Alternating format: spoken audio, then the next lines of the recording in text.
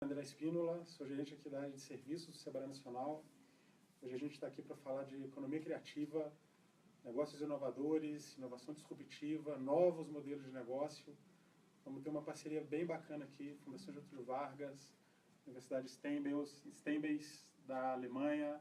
Estamos aqui com o professor Daniel Schalmo, professor Peter Dostler e a professora Rossana Pavanelli, que também é da FGV e é da Universidade de Berlim. Enfim, essa conversa hoje cai muito bem, porque a gente está aqui no Sebrae fazendo um movimento bastante interessante de reposicionamento na economia criativa para juntar os negócios dessa grande cadeia da economia criativa com as cadeias de valor globais. Então, se a gente fala de inovação, ela está aqui. Se a gente fala de disrupção, ela está aqui. Então, como é que a gente traz os negócios da economia criativa dos mais variados segmentos para essas grandes cadeias de valor, né? O Brasil é um país que precisa inovar urgentemente e a economia criativa precisa ser vista de uma maneira muito mais eficiente, muito mais robusta do que ela vem sendo vista hoje, no Brasil como um todo. E o Sebrae vai trabalhar muito para formar o que a gente está chamando, a partir do segundo semestre para o ano que vem, as redes criativas. Trazer audiovisual, TI, startups digitais, a música, trazer isso, juntar com games, juntar com as produções para a educação, juntar com o design, juntar com as engenharias, juntar com a arquitetura, fazer um grande caldeirão para a gente jogar o máximo possível de valor às pequenas empresas de economia criativa, como não pode deixar de ser, nosso papel no Sebrae, mas jogar isso para dentro das cadeias de valor das grandes empresas e para as cadeias de valor globais. Então, muito interessante ver a visão europeia aqui. Tem uma instituição como a Fundação Getúlio Vargas também junto com a gente. E o próprio Sebrae buscando esse reposicionamento, buscando mais eficiência, uma visão de mercado mais aguçada para dar um salto numa abordagem que já tem muito sucesso, né? Já tem uns bons 5, 6 anos, um pouco mais até, que o Sebrae se debruça na economia criativa, tenta jogar seus esforços, fazer suas conexões, capacitação, consultoria, ações de mercado, inovação tecnológica.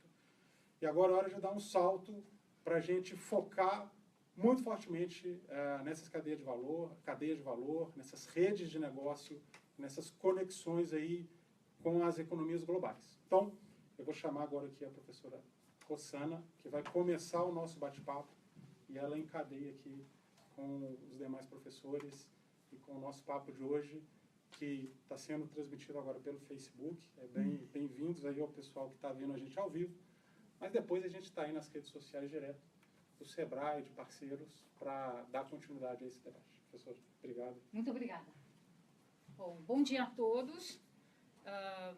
Nós vamos conversar agora um pouco sobre economia criativa, cenários, enfim. A ideia é um bate-papo leve e, após isso, nós iremos aprofundar um pouco com o perfil da Steinbeis e falando sobre modelos de negócio em inovação.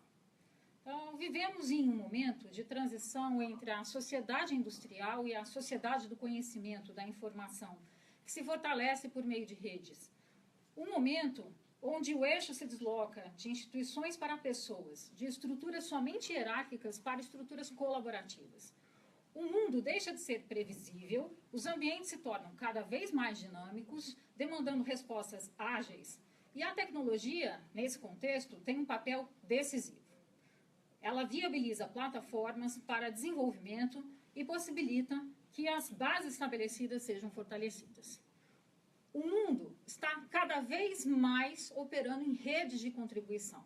E essa contribuição pode vir de um para muitos, como no caso das grandes corporações que atendem a mercados de massa, ou de um para um, no chamado peer-to-peer, onde é possível a entrega seja realizada, que a entrega seja realizada de uma pessoa para outra pessoa.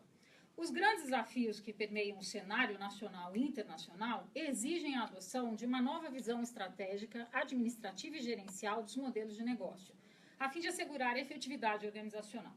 Em última instância, independentemente da natureza ou do segmento de operação, é preciso que os negócios apresentem resultados, contribuam de maneira significativa e sejam sustentáveis. E é nesse cenário que se encontram inseridas as micro e pequenas empresas brasileiras.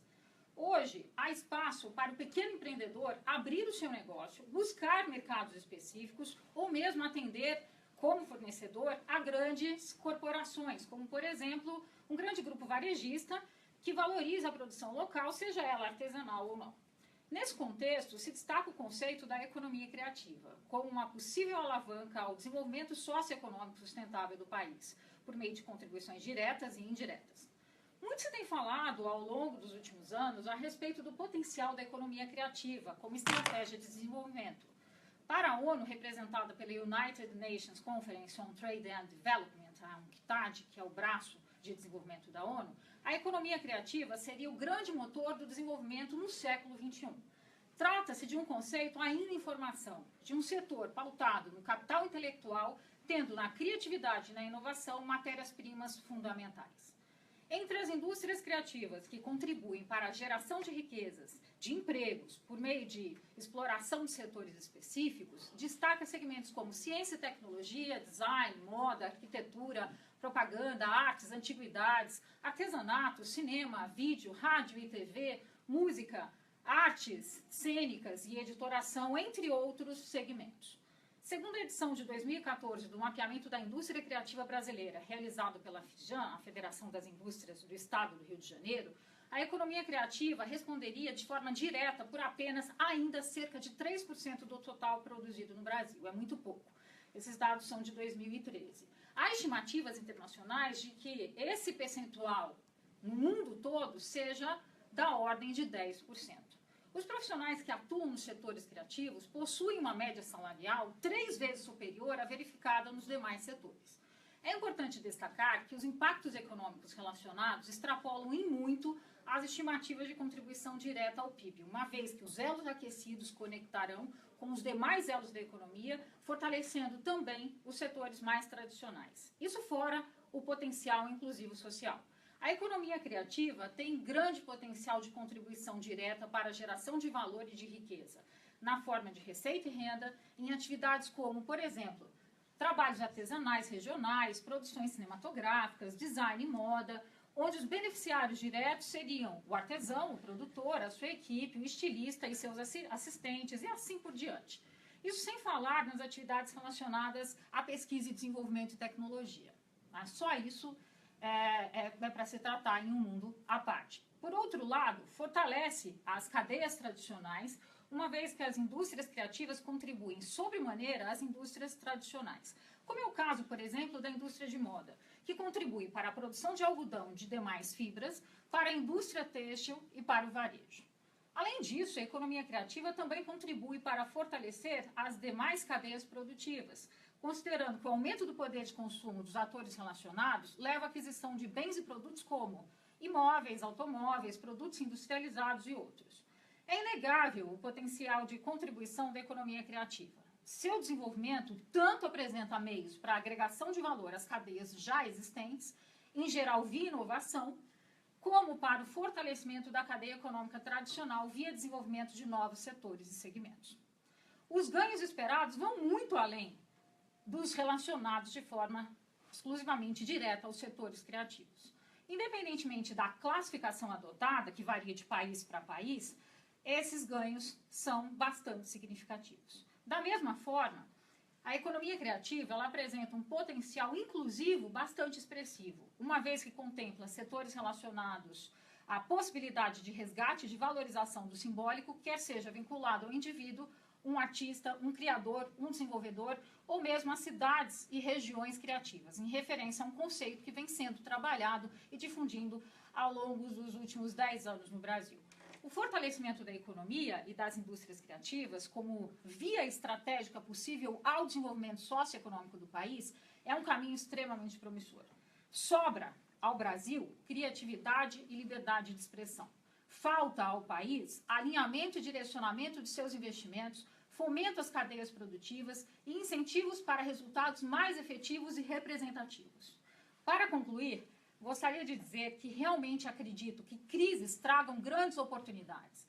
E aqui não esperem ouvir algo como o já batido, o mesmo ideograma em chinês, que significa crise, também significa oportunidade. Muito pelo contrário. Na verdade, as crises nos levam a repensar estruturas, a questionar a eficiência operacional e a rever a forma com que nos relacionamos com o mercado e como entregamos produtos e serviços. O que não, raras vezes, acaba resultando em negócios e modelos de negócios inovadores. E aí sim, temos a crise como uma importante força motriz ao alcance de novos patamares. Quem sobrevive a uma crise, em geral, sai muito mais fortalecido, com mais chance, inclusive, de ampliar as bases da sua atuação. Nesse sentido, eu realmente acredito que crises sejam importantes oportunidades para revisão de modelos e mudança de patamares. O Brasil é muito maior que toda essa crise econômica e política. O Brasil é muito maior que toda essa onda de corrupção que assola o nosso país. É preciso acreditar, rever o que antes podia fazer sentido e que agora talvez precise ser questionado. Vale lembrar que os caminhos que nos trouxeram até aqui talvez não sejam mais suficientes para nos levar adiante. E aí é fundamental investir em inovação e mudanças de modelos de negócios. É preciso persistir, fazer a nossa parte. É preciso fazer a diferença, sempre, dia após dia. Se apaixonar pelas pequenas coisas, não somente pelos resultados, mas sobretudo pelos caminhos que levam a eles. Espero que essas linhas gerais compartilhadas tenham incentivado a pensar a respeito de oportunidades relacionadas à economia criativa. Meu nome é Rossana Pavanelli, sou brasileira, professora, consultora, entusiasta de economia criativa e eu acredito nesse país. Até uma próxima oportunidade. Agora eu vou apresentar para vocês o Peter Dossler, que é diretor executivo da Steinbeis Cyber do Brasil, operando a área de ensino e consultoria. Então, gostaria de chamar o Peter Dossler para que pudesse continuar esse momento de reflexão sobre desafios em economia criativa, em modelos de negócio inovadores e continuar esse papo com vocês. Olá para todos, meu nome é Peter, eu sou da Steinbeis Cyber do Brasil. Em primeiro lugar, eu gostaria de agradecer as gentis palavras da professora Rossana, que faz parte da nossa equipe, para ser mais exato, faz parte do nosso conselho técnico, que é um conselho que nós colocamos com pessoas notáveis para que possam dar substância e conselhos técnicos para as nossas atividades aqui no Brasil. Bem, vocês devem imaginar que essa palavra Steinbeis é uma coisa muito complicada, mas não é. Então eu vou iniciar a falar um pouco da nossa fundação para que vocês possam compreender por que esse nome complicado alemão, Fundação Steinbeis. O senhor Steinbeis foi um conselheiro do rei entre 1840 e 1880 e ele trabalhava na industrialização da Alemanha nessa época. Ele foi o criador do ensino dual da Alemanha, então ele pensava já nessa época que é importante pensar tanto como no conhecimento, mas junto ao conhecimento ter a prática no dia a dia e no trabalho, levando esse conhecimento diretamente ao trabalho, assim criando competências para exercer as diversas profissões. Além de ter criado a escola dual, ele também criou escolas vocacionais para mulheres e fez outras melhorias para o nosso país. Eu vou só contar um exemplo. O senhor Steinbeis chegou um certo dia para o senhor Benz, que era um engenheiro trabalhando na sua garagem, e falava para ele que precisava que teríamos novos empreendedores. O senhor Benz falava para o senhor Steinbeis que não podia ser empreendedor, que era um engenheiro. À luz disso, o senhor Benz foi para a Inglaterra, conhecendo o auge da industrialização da Inglaterra, foi para a França, conheceu um outro foco da industrialização, voltou para a Alemanha e abriu uma pequena empresa chamada Mercedes-Benz. Então, acho que aí está bem explicado o nosso nome Steinbeis. Fazendo honra, fazendo menção ao senhor Steinbeis, nós chamamos Fundação Steinbeis. O que é a Fundação Steinbeis? Nós fomos criados em 1971, à luz de uma demanda que era muito clara e eu acredito que tenha a mesma forma aqui no Brasil. Os nossos governantes, os nossos pensadores falavam que precisava de uma plataforma entre o mundo acadêmico, o mundo da ciência, o mundo da pesquisa e a nossa indústria e o nosso governo. Para quê? Para tornar e manter a nossa indústria competitiva e inovadora. Então, nós sabíamos e sabemos que o mundo acadêmico produz muitas novidades, muita inovação, muita pesquisa valiosa, muitas coisas que podem ser aplicadas facilmente na indústria. Porém, muitas vezes a universidade não tem essa facilidade de transferir esse conhecimento e essa tecnologia para o mundo da indústria e para o nosso governo. Então, nós fomos criados em 1971 para ser esse elo entre o mundo acadêmico e a nossa indústria. E a nossa indústria não fala só os grandes nomes como a Mercedes, a Volkswagen, Porsche, Siemens, Bosch, Bayer, BASF. E eu falo também das cadeias produtivas. E por isso estamos hoje aqui no Sebrae falando sobre esse assunto. Então, a Fundação Steinbeis tem muito claro que não são somente as âncoras que necessitam ser competitivas e inovadoras, mas sim as cadeias produtivas. Se as inúmeras empresas que fornecem para uma empresa grande não são competitivas, não são inovadoras, essa empresa grande também não vai ser inovadora. Assim, nós trabalhamos com micro, pequenas e médias empresas para que possamos tornar essas cadeias inovadoras competitivas e assim manter a nossa indústria como todo competitivo. Muito bem. Desde 71, nós temos agora 45 anos, já somos uma organização bem madura. Nós trabalhamos hoje com mais ou menos 50 países, globalmente dizendo. Nós trabalhamos hoje com 6.500 especialistas, 700 professores, e nós somos especialistas e hoje a terceira maior plataforma do mundo em transferência de conhecimento e de tecnologia. Isso parece ser uma coisa simples, né? Você fala, eu vou transferir conhecimento e tecnologia na universidade, eu vou levar e colocar isso na indústria, no meu governo. Mas não é, né? Uma tecnologia por si só não vai fazer a diferença. Eu preciso também, sim, instalar capacidades e competências para que a indústria saiba como posso usar essa nova tecnologia, como exatamente vou me tornar inovador com essa nova tecnologia e quais são meus resultados no mercado com essa nova tecnologia. Então, nós temos uma outra vertente que é muito forte, que é a parte nossa da educação. Então, nós trabalhamos com cursos, com seminários, congressos, com mestrados aplicados, onde nós colocamos sempre de um lado a empresa, nós colocamos o participante do nosso programa e nós colocamos a Steinbeis, em breve, junto com o Sebrae, se Deus quiser, e colocamos sempre no centro um projeto. Então, nós fazemos o seguinte, nós transferimos conhecimento e tecnologia através de uma pessoa que trabalha numa empresa, que recebe um projeto inovador e o desafio, durante esse curso que ela trabalha, de implementar esse projeto. Então, nosso foco é extremamente voltado para resultados. Então, voltando, no topo da nossa organização tem a Fundação Steinbeis, que é uma fundação do governo, fazendo parte do Ministério da Economia.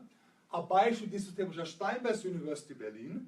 Nós somos hoje a maior universidade particular da Alemanha, com aproximadamente 6.000 mestrandos atualmente, sempre focados para a gestão, para management, para inovação, para transferência tecnológica. E abaixo disso temos por volta de 1.000 centros de transferência de conhecimento e tecnologia, aonde pessoas como eu, por exemplo, no Brasil, trabalham para colocar nossa filosofia em prática. Significa dizer, para colocar conhecimento, tecnologia à disposição do pequeno, médio e, claro, também do grande empresário. Aqui no Brasil, trabalhamos desde 2014. A minha empresa tem 15 anos de experiência aqui no Brasil. Em 2014, nós nos tornamos a Steinbeis do Brasil, trazendo esses novas formas, novos pensares. Eu não vou dizer novidades, porque na verdade não é uma novidade, mas esse novo olhar perante os desafios que também Rosana já mencionou muito bem, que o nosso Brasil oferece hoje em dia. Se você olhasse algumas estatísticas, nós fazemos pesquisas anualmente, onde nós comparamos países e a importância, o impacto da inovação para economias mundiais. Você percebe que realmente no Brasil tem um grande gap em termos de inovação. Nós queremos então incentivar vocês todos de pensarem de uma forma nova, de usarem todas as formas, todos os conhecimentos e saberes do mundo existentes para vocês consigam trazer novidades que sejam produtos, que sejam serviços, que sejam em termos de estrutura, em termos de processos, em termos de modelos de negócios, para que possam tornar seu negócio um negócio adequado para esse momento de crise e se fortalecer através disso. Falando um pouco em modelo de negócios, nós estamos hoje com o nosso professor Dr. Daniel Schalmo, que é um conhecedor profundo de modelos de negócios inovadores. Ele é um professor da Steinbeis da Alemanha. Nós teremos uma ampla parceria com ele, trabalhamos muitos projetos junto na Alemanha, estamos trazendo o professor aqui para o Brasil para falar com vocês um pouco de modelos de negócios inovadores. O que significa isso? Eu vou dar um exemplo muito simples, né? Xerox, uma marca grande que todo mundo conhece, em vez de vender suas máquinas, criou um modelo de negócio novo e alugou as máquinas de Xerox porque eram muito caros de adquirir. Então mudaram o modelo de negócios e criou assim uma liderança mundial nesse seu segmento. Isso também vale para vocês. Todos vocês podem refletir sobre o seu modelo de negócios e nós percebemos, e o professor Daniel vai falar sobre isso, que pequenos ajustes desses modelos de negócios resultam em grandes inovações, resultam em grandes novidades, é uma forma mais adequada de atender esse mercado. Muito bem, para finalizar, eu queria só falar mais uma vez sobre a nossa filosofia. Nós pensamos e nós agimos de formar pessoas com personalidade. Então, nós não queremos trazer conteúdos secos, nós queremos simplesmente uma tecnologia de forma hard, de forma de um produto simples e passar isso, não. Nós queremos transformar personalidades, transformar esse jeito criativo do brasileiro de inovar, de fazer a diferença, de acreditar, de fazer o novo cada dia e levar esse mundo que nós temos na Alemanha e agora também no Brasil mais perto para vocês. Eu também gostaria de finalizar minha fala dizendo que eu estou aqui nesse país há 23 anos, eu acredito profundamente nesse país. Como a Rosana disse, esse país é muito maior do que a nossa crise. Muita gente me pergunta, mas Peter, por que você acredita tanto nesse país? Por que você não volta para a Alemanha? Eu falo porque eu realmente acredito na nossa força de trabalho, acredito no nosso poder criativo, acredito no nosso poder de inovação, acredito que vamos sair muito fortalecidos dessa crise e vamos fazer coisas novas. Agradeço também muitíssimo a participação de todos vocês.